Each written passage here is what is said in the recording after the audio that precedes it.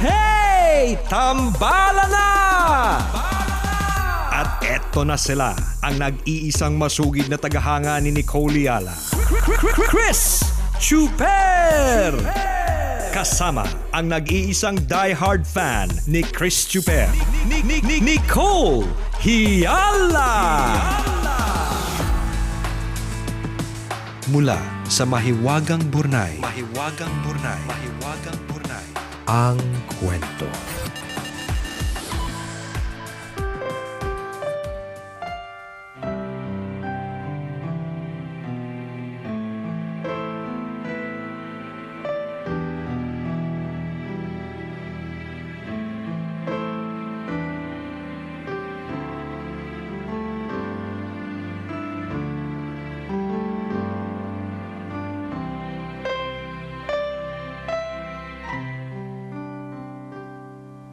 September 2019. Kumatok siya sa pinto na may salamin sa gitna. Nakatayo ako malapit sa pintong yun at nakita ko siyang naghihintay ng magbubukas sa kanya. Hindi ko muna pinansin. Hanggang sa sumilip siya sa salamin at nakita niyang nakatingin ako sa kanya. Lumapit ako at pinagbuksan siya. Hindi siya pamilyar at parang hindi ko dapat siya pinapasok sa opisina namin dahil hindi ko naman siya kilala. Ngumiti siya, nagpasalamat at humanap ng bakanting upuan. Sa kanya binate ang immediate superior niya na kasamahan ko sa trabaho. Magka-department pala kami at nalaman kong nakabase pala siya sa commissary namin sa Bulacan. Unang araw niyang dumuty sa amin dito sa main office sa QC kung saan nakaschedule siya once a week. Sumunod na linggo, andun ulit siya. Pero may kakaiba na akong napansin sa kanya. Iba ang mga tingin niya sa akin. Yun bang tingin na may pagtingin? Yung titig na may kasamang ngiti? Hindi ko pinansin. Pero bilang lalaki, alam ko kung paano tumingin ang babae kapag kursunada ako. Ang lakas maka-old school ng kursunada. Kursunadahan yan. Kursunada ka baga. Pag nasa mall, kursunada ko yung sapatos. So 80s. So 80s, so luma. Kursunada. Hindi ko sinagot ang mga tingin at mga ngiti niya. Hindi rin ako gumawa ng kahit na anong paraan para lumapit o makipag-usap sa kanya. Isang araw bigla siyang nag-chat sa akin. Ang email domain kasi na ginagamit namin sa trabaho ay may chat features kung saan pwede mong i-search at i-chat ang ibang empleyado. Binati niya ako ng magandang umaga at may tinanong tungkol sa trabaho. Ako naman bilang empleyado ay sumagot ng sakto lang. Na mga sumunod na araw, nagkakwentuhan na kami. Hindi na lang tungkol sa trabaho ang napag-uusapan namin. Mas madalas na kaming magkwentuhan tungkol sa mga personal na bagay at interes at mas lumalim pa ang mga topic. Pamilya, love life, exes, mga pangarap, mga gustong gawin at patunayan sa buhay, mga problema at kung ano-ano pa. Nang maglaon, besh na ang tawagan namin sa chat at halos araw-araw na kaming magkausap.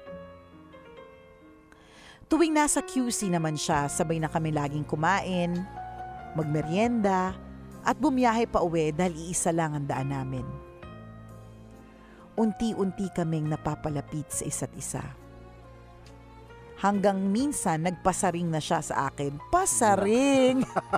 Kursunada! Pasaring! Lumang tao ka ba? Feeling ko kaedad natin to. Oo nga. Nagpasaring na siya sa akin. Ako naman si tanga, sumasakay at sumasabay sa mga nakakakiliting hirit niya. Hanggang isang araw, biglang parang hindi na kumpleto ang araw ko kapag hindi siya nakakausap. Yes! Wala na akong ganang kumain kapag hindi siya kasabay. Lagi ko nang pinagmamasdan ang mga picture niya sa social media. Napapatanong ako sa sarili ko, mahal ko na ba siya? Yes! Yee!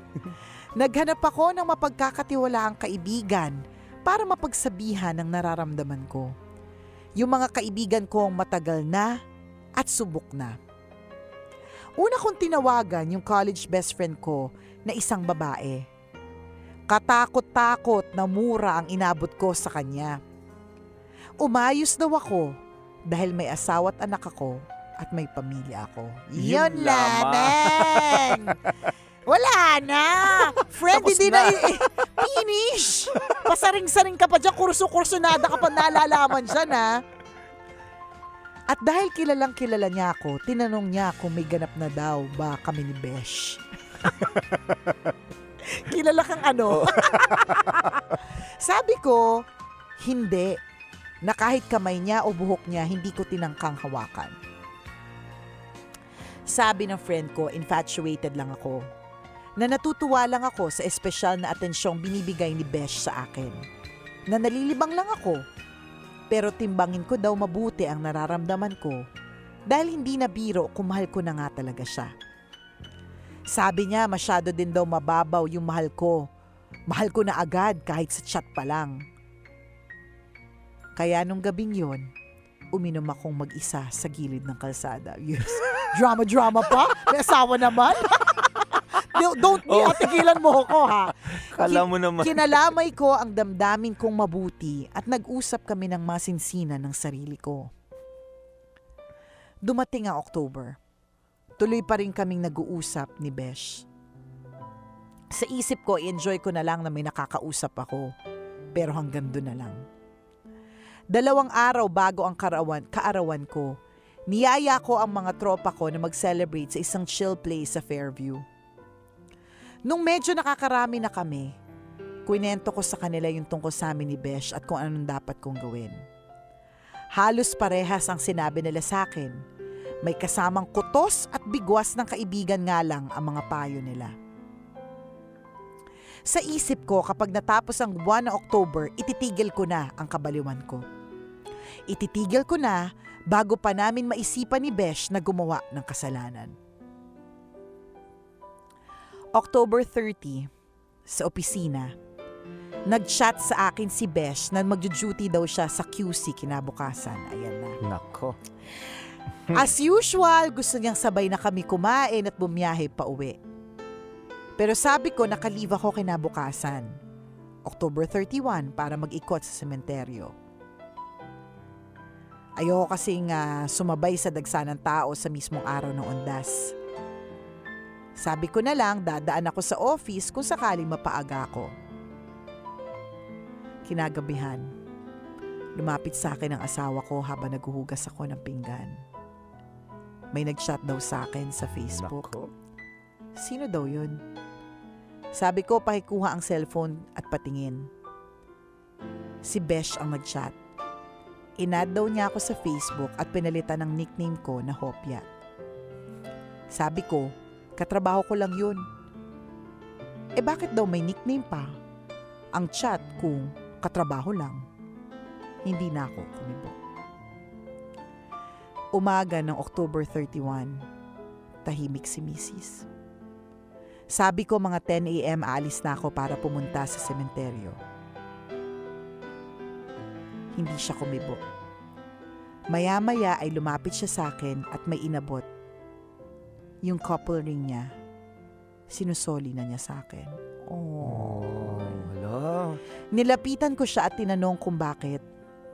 Sabi niya, alam ko naman daw kung bakit.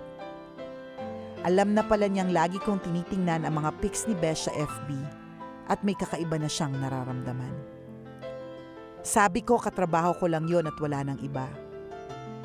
Bigla niyang hiningi ang username at password ko sa company email ko, kung saan andun yung chats namin ni Besh. Nako. Binigay ko sa kanya yung detalyeng kailangan niya at gumayak na ako paalis. Pagkatapos kong madalaw ang unang sementeryo, nag-text si Missy sa akin. Galit na galit at pinagmumura ko. Nabasa na daw niya lahat ng tungkol sa amin ni Besh. Sabi ko, sa chat lang kami ganun pero hindi kami ganun sa personal. Sinabi ko pa na kahit kailan hindi ko siya hinawakan kahit sa kamay o sa buhok lang. Iginiit kong hindi kami, walang kami ni Besh. Bumuntong hininga ako ng malalim dahil alam ko na ang kasunod nito.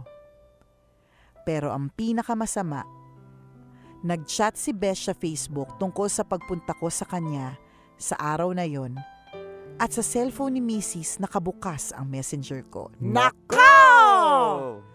Lalong nagalit si Mrs. kasi hindi daw pala sa sementeryo ang punta ko kundi kay Besh. Nagpakilala siya sa chat at tinanong kung bakit kami magkikita. Kahit anong paliwanag ko, hindi na tinanggap ni Mrs. Aalis na daw siya at isasama niya ang anak namin. Bigla akong nanlata sa mga sinabi niyang yon. Pinigilan ko ang panginginig ng katawan ko at pagbagsak ng mga luha ko. Sa 3 sementeryong inikutan ko nung araw na yon, buong oras kaming magka-text ni Mrs. Katakot-takot na mura, panghuhusga, at kung ano-ano pang masasakit na salita ang natanggap ko at tila gusto ko nang pumasok sa loob ng nicho para matapos na ang paghihirap namin. Kinagabihan pag uwi ko, hindi niya ako kinikibo. Tuwing lalapit ako, lalayo siya. Sa kanya ako sasabihang huwag akong lalapit sa kanya. Kitang-kita ko ang lungkot at sakit sa mga mata niya. Kinabukasan, nagpaalam siyang aalis. Hindi niya sinabi kung saan siya pupunta, kung sinong kasama niya, at kung babalik pa ba. Hindi na rin ako nagtanong. Kaming 2 lang ng anak ko ang naiwan sa bahay. Nung hapon at natutulog ang anak ko, pinagmasdan ko siyang mabuti. Pinagmasdan ko yung bahay namin, yung mga naipundar naming mga gamit, yung mga nakakalat na manika at laruan, at yung sarili ko. Bigla akong naalala na may beer pa pala ako sa ref kaya kumuha ako ng isang bote. Binuksan ito, saka ko umupo sa sala at tahimik na umiyak. Naalala ko yung sinabi sa akin ni Mrs. Kahit daw sa chat lang kami ni Besh, nagloko pa rin ako. Lalo akong napaiyak noon dahil tama siya. Kundi dahil nabulag ako sa mga salita ni Besh sa akin. Hindi ko nakita na may maayos at masaya akong buhay kasama ang asawa at anak ko. Hindi ko nakita yung mga pangarap namin para sa anak namin. Hindi ko nakita yung asawa kong mahal na mahal ako na hindi ako niloko kahit minsan. Hindi ko nakita yung halaga ng kung anong meron ako. Ang laki kong tanga. Kahit sa chat lang ako nagloko pa rin ako. Nasaktan ko pa rin ang husto ang asawa ko at walang kamalay-malay ang anak kong natutulog na nanganganib ng masira ang pamilya namin. 7:00 ng gabi, hindi pa rin umuuwi si Mrs. Nagte-text ako pero hindi siya nagre-reply. Tumatawag ako pero hindi niya sinasagot. Bumuntong hininga ako at pilit kong pinakalma ang sarili ko para sa anak namin. Maya-maya nag-text si Mrs. Pauwi na daw siya at mag-usap daw kami pagdating niya. Pagdating niya sa bahay, pinahiram niya ng cellphone ng anak namin para malibang. Saka kami nag-usap. Tinanong niya ang lahat ng tungkol sa amin ni Besh at gusto daw niya ng totoong sagot sa bawat tanong niya sa akin. Sa question and answer portion na yun, 3 malalakas na sampal ang tumama sa mukha ko. Katakot-takot na mura at masasakit na salita ang binato niya sa akin. Hindi ako umilag sa mga sampal. Hindi ako kumibo sa mga mura. Hindi ako sumagot sa mga masasakit na salita. Pero paulit-ulit akong humingi ng tawad sa kanya. Kada lalapit ako, Tinutulak niya akong palayo. Hanggang napagod na akong lumapit. Umiyak kami na nakapwesto sa tag-isang sulok ng bahay. Ay, ang drama. Sa gitna ng pag-iyak ni Mrs., bigla siya nagsalita. Alam mo, sa kabila ng sakit na nagawa mo sa akin, mahal na mahal pa rin kita. Pwede mo ba akong yakapin? Dali-dali akong lumapit at yumakap sa kanya ng mahigpit. Lalong umagos ang mga luha at sipon ko. Hindi ko na napigilang manginig sa pag-iyak habang yakap-yakap siya ng mahigpit. Naramdaman kong napakaswerte ko sa misis ko and I felt that I didn't deserve her. Hiyang-hiya ako sa kanya at sa sarili ko. Nung gabing din yun, niyakap niya ako at hinilikan bago matulog. Nagpasalamat ako sa kanya at tinitigan ko siyang mabuti. Sobrang mugto ng mga mata niya. Kitang-kita ko pa rin ang lungkot at sakit sa mga mata niya. Pero kitang-kita ko ding mahal na mahal niya ako. Pagdating ng November 4, unang araw ng trabaho ng buwan na yon, blinak ko na agad sa chat si Besh. Sakto dahil una-una na pala niya akong blinak sa Facebook. At mula noon, hindi na ako nakipag-usap pa o lumapit kay Besh. Isinara ko na ang sarili ko sa kanya. Pero tuwing nasa trabaho ko, inaaway pa rin ako ni Mrs. Dahil baka daw magkausap kami o sumaybay kumain.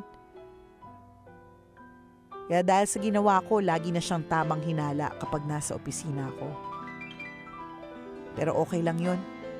Tinutupad ko na lang yung sinabi kong iiwasan ko si Besh at yung mga darating pang kagaya niya. Dahil sa mga nangyari, na-realize ko yung pagkakamali ko at sobrang nagsisisi ako. Kahit sa chat lang ako lumandi pa rin ako. Nakipagharutan pa rin ako, natukso pa rin ako. Cheating, no matter how small, is still cheating. Pero ang pinakatumatak na aral sa akin,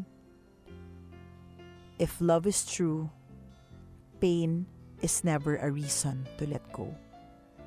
Kaya kung may ginagawa kang mali ngayon, mag-isip ka na. Baka hindi ka maging kasing swerte ko sa partner mo. Baka pag natauhan ka, huli na ang lahat. Isipin mo mabuti, mas mabubuhay ka ba sa karne kesa sa oxygen? Ako po si Onin, isang tambalanista, at ito ang aking kwento. Always your number one. SM radio station. Love radio.